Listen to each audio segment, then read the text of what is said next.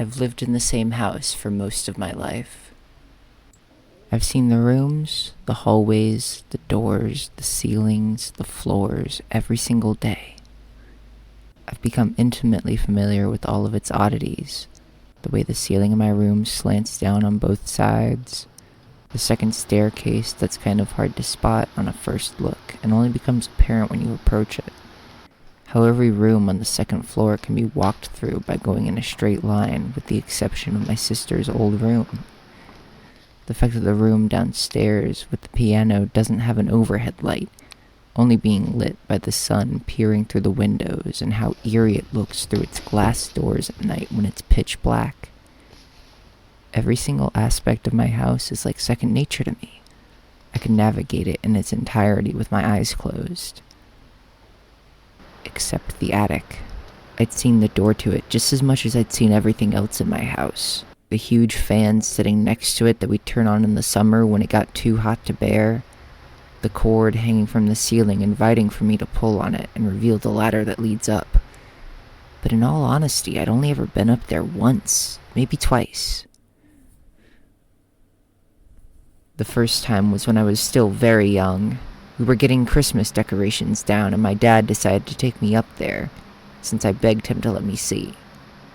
There was an animatronic skeleton decoration that would sing Feliz Navidad and dance when you pressed the button on its base, and I heard my mom complain about the noise the one and only time it was pressed. The second time was when my dad was fixing the air conditioner one summer, and he asked me to bring something up that he needed. Stepping on the rungs of the ladder made my stomach drop. As I got older and heavier, the old wooden ladder did not inspire confidence.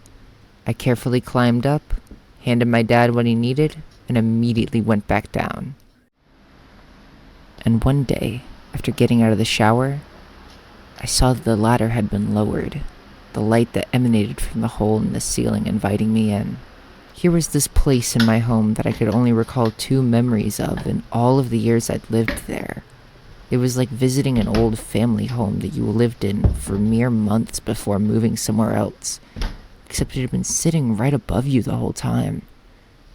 I could see the easy-bake oven my sister kept in her closet and never touched a single time, at least not to my knowledge.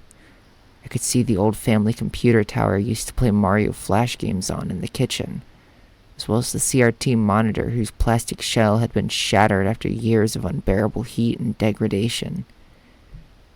I could see the exact spot my dad sat me on his lap while the animatronic skeleton sang its song, and the place where my mom had been walking around when she told it to shut up. The stale air reeked of somewhere you shouldn't be, a place unfit for people to live in. And then someone's home.